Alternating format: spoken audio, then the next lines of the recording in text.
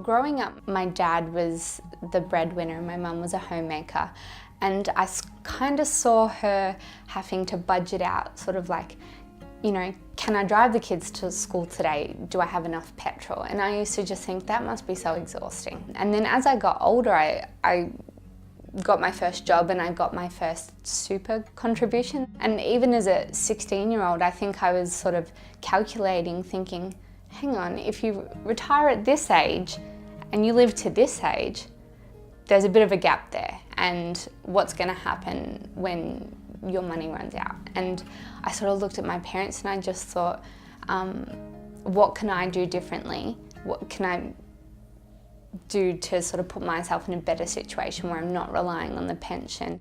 So it's just about wanting a better quality of life, peace of mind, and sort of being able to do the things I want without having to worry about money. So that's sort of what prompted me to go out and sort of educate myself and find out, hey, how can I replace my income? And property was something that I understood, and so I just be obsessively listening to podcasts and reading books, and that's sort of what I was doing when everyone else was out at parties and drinking and whatnot. And then I undertook the task of convincing Aaron that we had to do this, and he was a bit reluctant at first, like, hey, we're young, we've got plenty of time. And I said, no, if we do it now, we'll be cruising later on.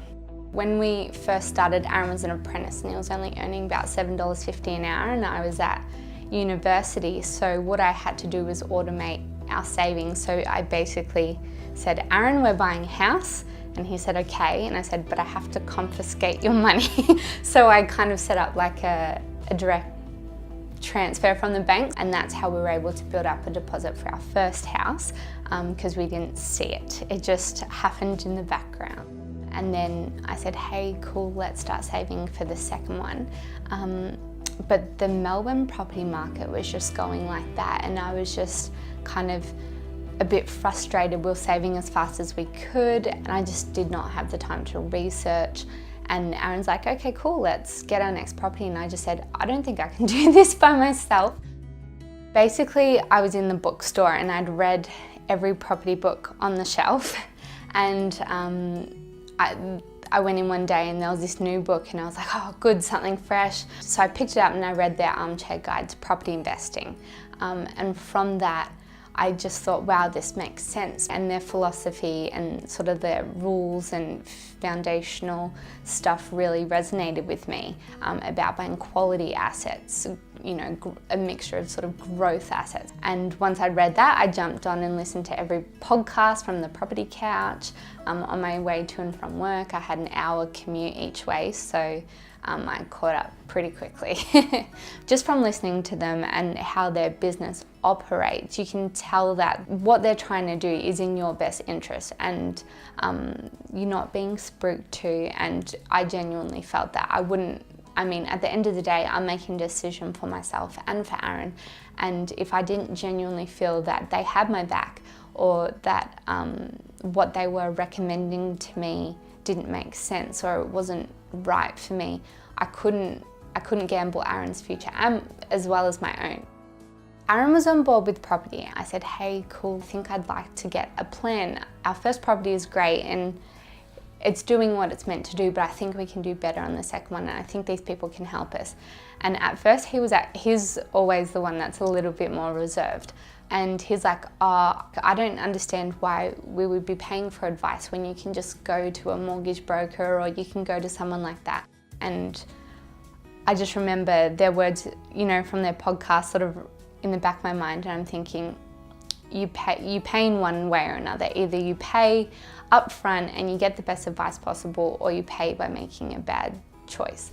And I said that to him and he sort of understood that, and he goes, okay, we'll just go for a meeting, ask all your questions, and at the very least we'll just get a plan done and they can look at our finances, and then if we want we can do it ourselves. So we kind of committed to getting a plan, but he still had the right to veto if he wasn't comfortable.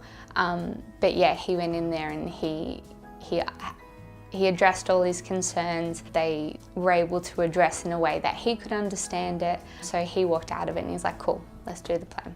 It gave us a bullseye that we had to hit to know that if we hit that bullseye, this will be our outcome. You know that that outcome is going to be good for you. I mean, there are people who would go and suggest you buy a property at, you know, $900,000, but they're like, guys, you can't afford that. You know, if you do that, you're gonna affect something over here. And that's sort of the knowledge that I didn't have. I was looking one step ahead, but they were looking 2, 3, 4 steps ahead for me.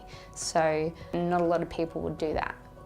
So basically it shows us our existing purchase that we did ourselves, like the purchase price and the projected growth. But then it tells us what we have to do for the next property. Even if we don't use our buyer's agent services, we can have a look at it and we say, okay, in 2025, we need to find a property at this price range, this projected growth and this projected yield, and they're really easy.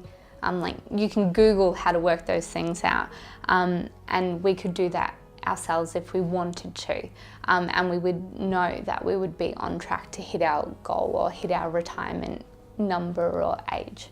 And I think for anyone who's contemplating it, I really don't think there's much risk. Like, what's the risk in having someone who does this all day, every day, be on your team and show you stuff that you may not have realized about your finances before?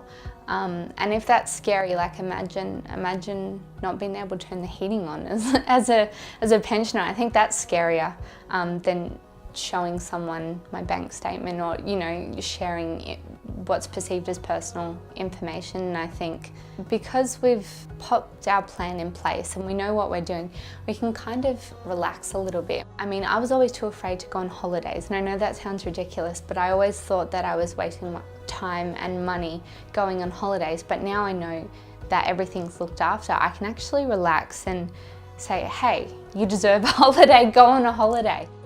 I wish I'd started younger, and if you have the opportunity, go for it. Don't procrastinate. Don't just get in there, have a consultation, ask your questions, and then just jump in.